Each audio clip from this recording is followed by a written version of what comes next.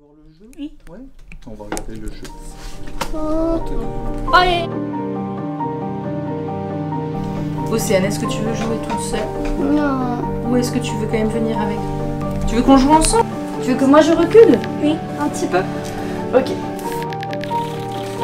Je me venge. Qui? Moi? Pourquoi? Ah, parce que tu as mis que des comme ça tout à l'heure, de plus 4. À toi.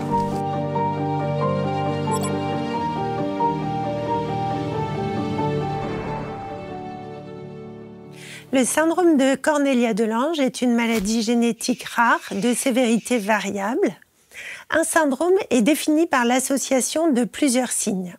Le syndrome de Cornelia-de-Lange associe un retard de croissance, des malformations congénitales, des difficultés alimentaires du nourrisson, un retard de développement et des troubles du neurodéveloppement, et des particularités morphologiques qui sont variables d'une personne à l'autre.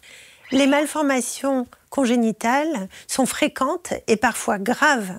Elles peuvent toucher les mains, les bras, le cœur, les reins, les organes génitaux, le cerveau. Il existe souvent une surdité associée. Le visage et les mains des personnes atteintes se ressemblent et ont permis de décrire un ensemble de particularités appelées dysmorphies ou particularités morphologiques. Ces points communs comportent un petit tour de tête appelé microcéphalie, un front étroit avec une implantation basse des cheveux, des oreilles bas implantées, un menton petit et en retrait, des sourcils longs, arqués, jointifs, appelés cynophrys, des cils longs et une pilosité marquée sur l'ensemble du corps, un nez court à la racine large, une arête déprimée et des narines antéversées. La région entre le nez et la bouche, appelée philtrum, est longue, effacée et la lèvre supérieure est fine. Les mains sont courtes.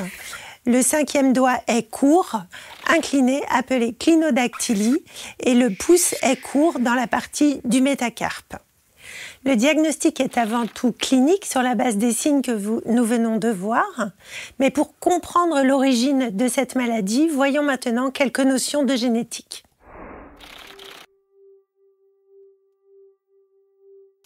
Le corps humain est constitué de milliards de cellules. Chaque cellule renferme dans son noyau les chromosomes qui portent l'information génétique propre à l'individu. Notre patrimoine génétique repose sur 46 chromosomes, organisés en 23 paires. Chaque paire est composée d'un chromosome d'origine maternelle et paternelle. Les 22 premières paires sont similaires chez l'homme et la femme et sont appelées autosomes.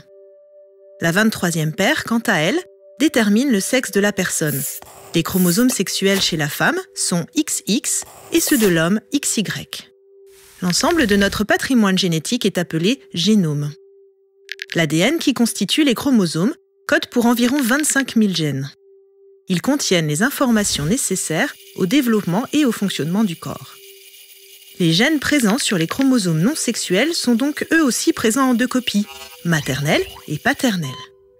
Un gène code pour une protéine unique qui a un ou plusieurs rôles bien précis dans l'organisme. Un variant pathogène dans le gène peut perturber la production ou la fonction de cette protéine et parfois être à l'origine d'une maladie génétique. La prévalence du syndrome de Cornelia-de-Lange est estimée entre 1 sur 10 000 et 1 sur 30 000 naissances. Plusieurs gènes sont impliqués. Dans chaque famille, il s'agira d'un gène précis qui est concerné. Dans la majorité des cas, dans 60% des cas, c'est le gène NIPBL, gène majeur de la pathologie, qui est impliqué.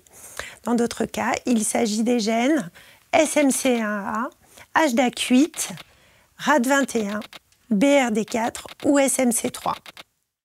Ces gènes sont des codes de fabrication de protéines qui vont constituer un gros complexe appelé coésine. La coésine sert à attacher les chromosomes pendant les phases de division cellulaire ou à former des boucles d'ADN sur un membrane pour réguler la transcription. Selon le gène impliqué, le mode d'hérédité sera différent. Le syndrome de Cornelia-de-Lange est souvent survenue de novo, c'est-à-dire qu'une mutation est survenue chez un enfant alors qu'elle n'était pas présente chez les parents, ni chez le père, ni chez la mère. Lorsque la maladie est causée par les gènes NIPBL, SMC3, RAD21, elle est de transmission autosomique dominante. La mutation touche un seul des 2 exemplaires du gène et pourra être transmise à la descendance avec un risque de 1 sur 2.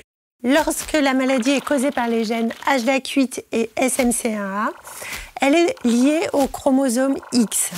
Les manifestations cliniques pourront être différentes entre un garçon et une fille.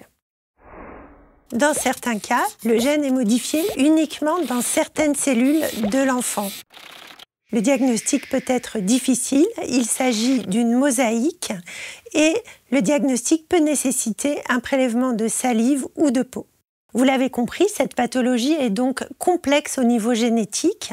Il est absolument nécessaire d'avoir un diagnostic précis, d'avoir identifié la mutation afin de rendre un diagnostic précis et un conseil génétique précis et personnalisé. Les analyses chez les parents seront très importantes également. Dans certains cas, un des 2 parents pourra être porteur sans avoir de signes ou en ayant très peu de signes. Il est donc nécessaire de disposer également d'analyses chez les 2 parents pour rendre un conseil génétique précis en vue d'un autre enfant, par exemple. 10, 9, Et 10. en fait, tu dis j'arrive. J'arrive. La prochaine fois, la voix arrive. Ah, ça. Et toi aussi, hein? Et qu'est-ce qu'il fait comme activité aussi? Pour l'appeler? Mais on a beaucoup. Ah, comment on fait en forme? Ok, bah bravo les filles. Bravo les filles.